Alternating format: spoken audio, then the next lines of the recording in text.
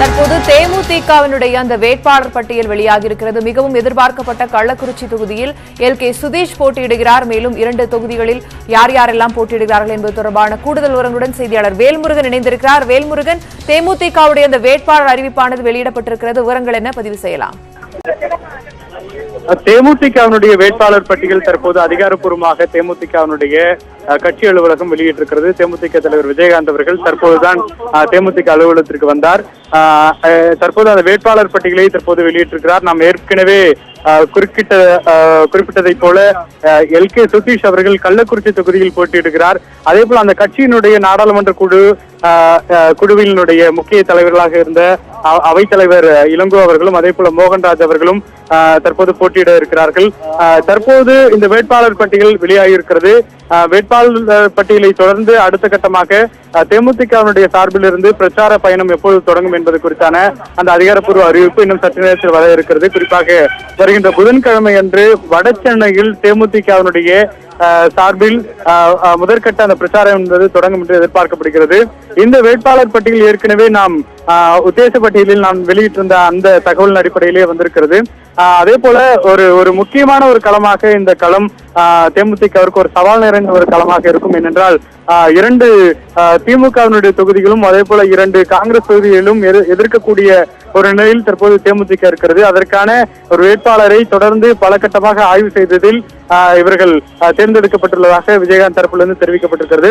அதே போல இந்த வேட்பாளர் பட்டியலை பொறுத்தளவிற்கு இன்னும் சற்று நேரத்தில் வேட்பாளர்கள் அனைவரும் கட்சி அலுவலகத்தில் விஜயகாந்த் அவர்களை சந்தித்து ஆசீர்வாதம் வாங்குவார்கள் என்று சொல்லப்பட்டிருக்கிறது. அதற்கு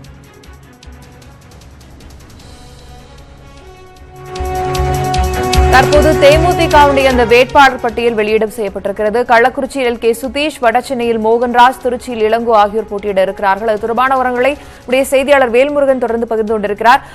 வேல்முருகன், கள்ளக்குறிச்சியை பொறுத்தவரைக்கும் பாமக தேமுதிக இடையே ஒரு இழுபறி இருந்தது. இந்த சூழ்நிலையில் தற்போது தேமுதிகவுடைய அந்த வேட்பாளர் அறிவிப்பு வெளியிடப்பட்டிருக்கிறது.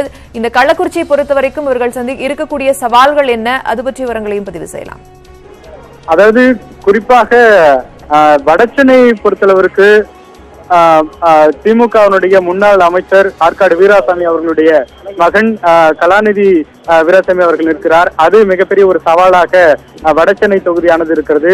கள்ளக்குறிச்சி தொகுதியை பொறுத்தளவிற்கு முன்னாள் அமைச்சர் பொன்முடி அவருடைய மகன் நிற்கிறார். அதில் மிகப்பெரிய ஒரு சவால் நிறைந்ததாக இருக்கிறது. இப்படி திருச்சியை பொறுத்தளவிற்கு திருநாகரசு அவர்கள் போட்டியிடலாம் காங்கிரஸ் தரப்பில் இருந்து என்ற ஒரு பெரிய தகவல் கிடைத்திருக்கிறது. அந்த அடிப்படையில் ஒட்டுமொத்தமாக தேமுதிக திமுகவினுடைய வேட்பாளர்களை எதிர்கொள்ளக்கூடிய சூழலும் அதே போல காங்கிரசினுடைய வேட்பாளர்களை எதிர்கொள்ளக்கூடிய சூழலும் மிகப்பெரிய ஒரு சவால் நிறைந்ததாக இருக்கும். ஏனென்றால் தேமுதிகவினுடைய வாக்கு சதவீதம் என்பது கடந்த தேர்தல்களில் மிக குறைந்த அளவில் தான் காணப்பட்டு வருகிறது. அந்த அடிப்படையில் தற்போது அதிமுகவுடன் கூட்டணி வைத்தாலும் கூட அதிமுக பல கட்ட பிரச்சனைகளை சந்தித்து தற்போது அதிமுக ஒரு ஒருங்கிணைந்த ஒரு குழுவாக செயல்பட்டு வந்தாலும் கூட அதனுடைய வாக்கு சதவீதத்தை டிடிவி தினகரன் பிரிப்பார் என்ற ஒரு சவாலும் நிறைந்திருப்பதனால் தற்போது தேமுதிக, அதிமுக, பாஜக, பாமக அந்த கூட்டணி என்பது எந்த அளவிற்கு ஒரு வெற்றிகரமான ஒரு கூட்டணியாக அமையும் என்பது மிகப்பெரிய ஒரு சவால். இதே நிலையில் எல்.கே. சுதீஷ் அவர்கள் கடந்த தேர்தலில் சேலம் தொகுதியில் போட்டியிட்டிருந்தார். அப்பொழுது 3ஆம் இடம் 4ஆம் இடம் என்ற அளவிலேயே அவருடைய வாக்கு சதவீதம் என்பது பின்தள்ளிய ஒரு சூழலில் இருந்தது. தற்போது கள்ளக்குறிச்சி தொகுதியை அவர் தேர்ந்தெடுக்க காரணம் வாக்கு சதவீதத்தில் பாமகவினுடைய வாக்கும் தேமுதிகவினுடைய வாக்கும் என்பது அந்த பகுதியில் அதிகமாக இருக்கக்கூடிய சூழல் இருப்பதனால் தற்போது அங்கே போட்டியிடுவதற்கு அவர் இந்த முடிவை எடுத்திருக்கிறார் என்று சொல்லப்பட்டிருக்கிறது. தற்போது தேமுதிக தலைவர் விஜயகாந்த் அவரை சந்திப்பதற்கு கிருஷ்ணசாமி அவர்கள் வந்து கொண்டிருக்கிறார். அந்த நேரடி காட்சிகளை தற்போது நாம் பார்க்கலாம். நிச்சயமாக வேல்முருகன், தற்போது தேமுதிகவினுடைய அந்த வேட்பாளர் பட்டியல் வெளியிடப்பட்டிருக்கிறது. சற்று நேரத்திற்கு முன்பாக பாமகவின் மீதம் இருந்த ஸ்ரீபெரும்புதூர், திண்டுக்கல் ஆகிய மக்களவை தொகுதிகளுக்கான வேட்பாளர்களை அறிவித்தார்கள். தற்போது மீதமிருந்த தேமுதிக, அதிமுக கூட்டணியில் மீதமிருந்த தேமுதிகவுடைய அந்த வேட்பாளர் பட்டியல் அறிவிக்கப்பட்டிருக்கிறது. இதில் கள்ளக்குறிச்சி தொகுதியில் எல்.கே. சுதீஷ், வடசென்னையில் மோகன்ராஜ், திருச்சியில் இளங்கோ ஆகியோர் போட்டியிடுகிறார்கள்.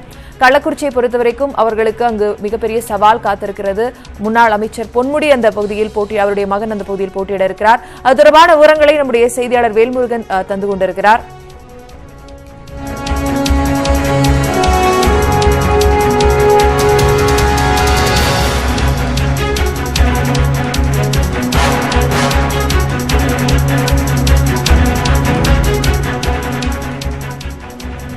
தொடர்ந்து வேல்முருகன், தற்போது இந்த கட்சியினுடைய அலுவலகத்தில் அவரை பார்வையிட யார் யாரெல்லாம் வருகை தந்திருக்கிறார்கள்? கட்சியுடைய தலைமை கழகத்திலிருந்து தற்போது அறிவிப்பு வெளியாகி இருக்கிற விவரங்களை பதிவிடலாம். கூட்டணியில் தற்போது அதிமுக பாஜக கூட்டணியில் இடம்பெற்றிருக்கக்கூடிய கிருஷ்ணசாமி அவர்கள் அவர்களுடைய கட்சியின் சார்பாக தென்காசியில் போட்டியிட இருக்கிறார். அதற்காக ஆதரவு பெறுவதற்காக விஜயகாந்த் அவர்களை சந்திப்பதற்காக தேமுதிக அலுவலகம் அமைந்திருக்கக்கூடிய கோயம்பேட்டு கட்சி அலுவலகத்திற்கு தற்போது வந்திருக்கிறார்.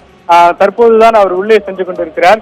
விஜயகாந்த் அவர்களை சந்தித்து அவர் அந்த தொகுதியில் தென்காசி தொகுதிகளுக்காக விஜயகாந்த் அவர்களை பிரச்சாரத்திற்கு அழைப்பார் என்று எதிர்பார்க்கப்படுகிறது. அதே வேளையில் ஒட்டுமொத்தமாக தமிழக முழுவதும் அவருடைய வாக்கு சேகரிப்பதற்கு உதவ வேண்டும் என்ற அடிப்படையில் இந்த சந்திப்பு நிகழும் என்று எதிர்பார்க்கப்படுகிறது.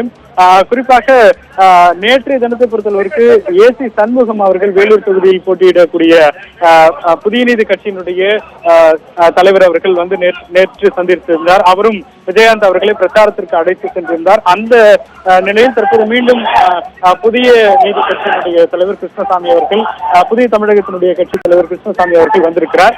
சந்திப்பு இன்னும் சற்று நேரத்தில் நிகழ இருக்கிறது.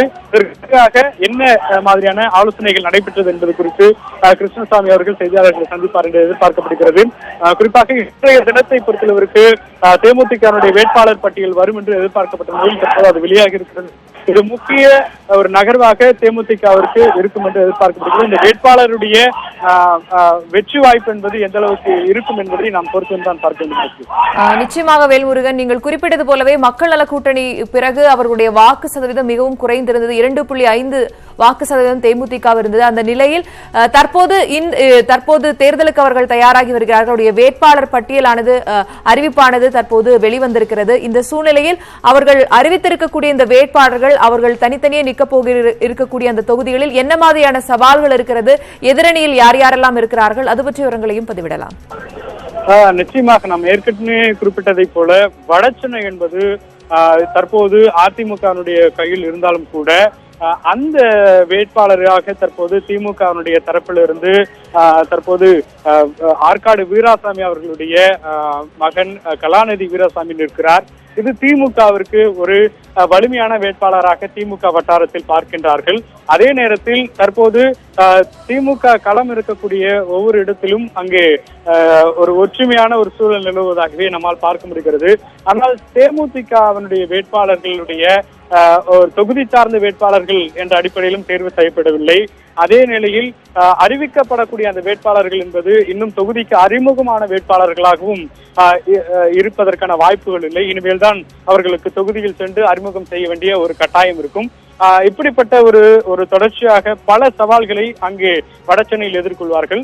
அதே போல கள்ளக்குறிச்சி என்பது திமுகவினுடைய தொகுதியாக ஏற்கனவே பல முன்னெடுப்புகளை திமுக எடுத்திருக்கிறது. அந்த அடிப்படையில் திமுகவினுடைய முன்னாள் அமைச்சர் பொன்முடி அவர்களுடைய மகன் அங்கே போட்டியிடுகிறார். அந்த அடிப்படையில் திமுகவினுடைய ஒரு தொகுதி என்ற அடிப்படையில் அதில் தேமுதிக போட்டியிடுகிறது. அதில் எல்.கே. சுதீஷ் அவர்கள் போட்டியிடுகிறார். பல தேர்தல்களில் எல்.கே. சுதீஷ் அவர்கள் சந்தித்திருந்தாலும் கூட அதில் தொடர்ச்சியாக தோல்விகளையே அவர் சந்தித்திருக்கிறார். இந்த முறை வெற்றி பெற வேண்டும் என்ற ஒரு அடிப்படையில் அவர்கள் கள்ளக்குறிச்சியை தேர்ந்தெடுத்தாலும் கூட அங்கே ஒரு திமுகவிற்கான ஒரு வாய்ப்பை அதிகமாக இருப்பதாகவே கருத்து கணிப்புகள் எல்லாம் சொல்லப்படுகிறது. அரசியல் விமர்சகர்கள் எல்லாம் அப்படித்தான் குறிப்பிட்டு வருகிறார்கள். அந்த அடிப்படையில் அங்கே தொகுதியில் அறிமுகம் இல்லாத ஒரு வேட்பாளராகவே எல்.கே. சுதீஷும் பார்க்கப்படுகிறார். அதே போல திருச்சியை பொறுத்தளவிற்கு டாக்டர் இளங்கோ என்று சொல்லக்கூடிய அவைத்தலைவர், தேமுதிகனுடைய அவைத்தலைவர், அவர் போட்டியிட இருக்கிறார். அந்த தொகுதியும் திருச்சியினுடைய வேட்பாளராக காங்கிரஸ் வேட்பாளர் முன்னாள் தலைவர் திருநாகரசு அவர்கள் போட்டியிடுவார் என்று சொல்லப்படுகிறது. அது மிகவும் சவால் வாய்ந்ததாக இருக்கும். ஏனென்றால் பல தேர்தல்களை திருநாகரசு அவர்கள் சந்தித்திருக்கிறார். அந்த அடிப்படையில் எப்படி தேர்தல் யுத்திகளை பயன்படுத்த வேண்டும், அதே போல திமுகவிற்கு ஒரு நல்ல சக்தி வாய்ந்த இடமாக திருச்சி இருக்கிறது. வாக்கு சதவீதம் அதிகம் இருக்கக்கூடிய இடம். இதில் காங்கிரசுக்கு ஒதுக்கப்பட்டிருந்தாலும் கூட அந்த இணைந்து பணியாற்றக்கூடிய பணிகள் என்பது செம்மையாக இருக்கும் என்று சொல்லலாம்.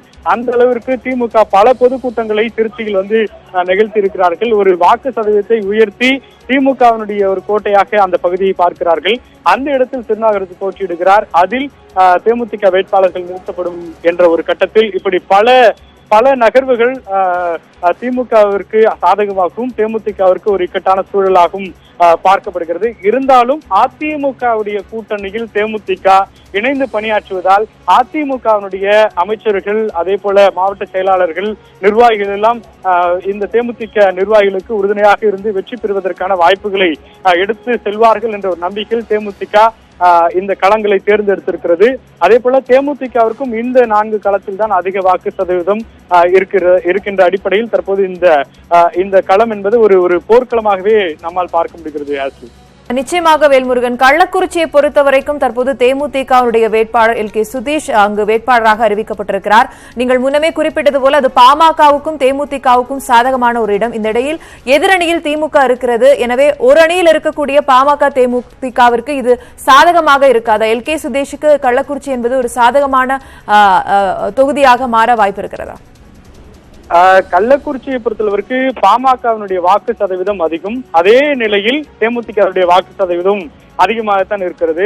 ஆனால் தற்போது இருக்கக்கூடிய சூழலில் அங்கே பாமகவிற்கும் தேமுதிகவிற்கும் பல கடந்த தேர்தல்களில் ஒரு சின்ன உரசல் இருந்தது. எனவே அங்கே எப்படி கட்சியாளர்கள் பணியாற்ற போகிறார்கள் என்ற ஒரு சந்தேகம் இருந்தாலும் கூட கடந்த சில தினங்களுக்கு முன்பாக ராமதாஸ் அவர்கள் நேரடியாக விஜயகாந்த் அவர்களை சந்தித்து அந்த சமாதானத்தை அவர்கள் மேற்கொண்டதாக தெரிவிக்கிறது. ஆனால் அதே நிலையில் தேமுதிக கேட்கக்கூடிய அந்த கள்ளக்குறிச்சி தொகுதியை எங்களுக்கு ஒதுக்க வேண்டும், வேறு தொகுதி ஏதாவது பெற்றுக் கொள்ளுங்கள் என்று தேமுதிகவிற்கும் அவர்கள் ஒரு முக்கிய நகர்வை ஒரு அழுத்தத்தை கொடுத்தார்கள் என்றே சொல்ல முடியும். அந்த அடிப்படையில் கள்ளக்குறிச்சி கிடைக்கவில்லை என்ற ஒரு ஆதங்கத்திலும் பாமக இருக்கிறது. எனவே அந்த வெற்றி வாய்ப்பில் அதில் சிரமங்கள் ஏற்பட்டால், கட்சியாளர்களுக்கு எதுவும் பிரச்சனை, மன உளைச்சல்கள் இருந்தால் பாமகவினுடைய கட்சியாளர்கள் தேமுதிகவிற்கு பணியாற்றுவார்களா என்ற ஒரு சந்தேகம் என்பது தற்போது வரை இருக்கிறது. இருந்தாலும் கூட ராமதாஸ் அவர்கள் நேரடியாக சுதீஷ் அவர்களுக்கு ஆதரவாக பிரச்சாரம் செய்தால் அதற்கான சலசலப்புகள் நீங்கி தேமுதிகவினுடைய வெற்றி வாய்ப்புகளுக்கு அங்கே ஒரு பெரிய ஒரு மாற்றத்தை கொடுக்கலாம் என்று எதிர்பார்க்கப்படுகிறது. ஆனாலும் கூட முன்னாள் அமைச்சர் பொன்முடி அவர்களுடைய மகன் என்ற அடிப்படையில் திமுகவினுடைய வேட்பாளர் ஏற்கனவே கள்ளக்குறிச்சியில் பல முறை அறிமுகம் செய்யப்பட்ட ஒரு வேட்பாளராகவே பார்க்கப்படுகிறார்.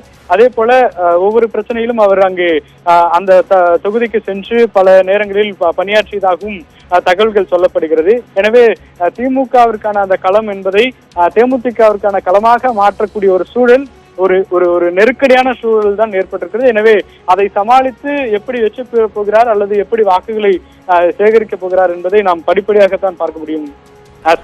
நிச்சயமாக வேல்முருகன், தற்போது அதிமுக தலைமையின் கீழ் இருக்கக்கூடிய தேமுதிக தன்னுடைய வேட்பாளர் பட்டியலை அறிவிப்பை வெளியிட்டிருக்கிறது. அதில் கள்ளக்குறிச்சியில் LK சுதீஷ், வடசென்னையில் மோகன்ராஜ், திருச்சியில் இளங்கோ ஆகிய அந்த வேட்பாளர்கள் பட்டியலானது தற்போது வெளியிடப்பட்டிருக்கிறது. அது தொடர்பான விரிவான விவரங்களையும், எதிரணியில் யார் இருக்கிறார்கள், அவர்களுடைய சவால்கள் என்ன என்பது குறித்தான விவரங்களையும் நம்முடைய செய்தியாளர் வேல்முருகன் தர கேட்டோம். கூடுதல் விவரங்களுக்கு மீண்டும் இணையலாம் வேல்முருகன். தற்போது விவரங்களுக்கு நன்றி.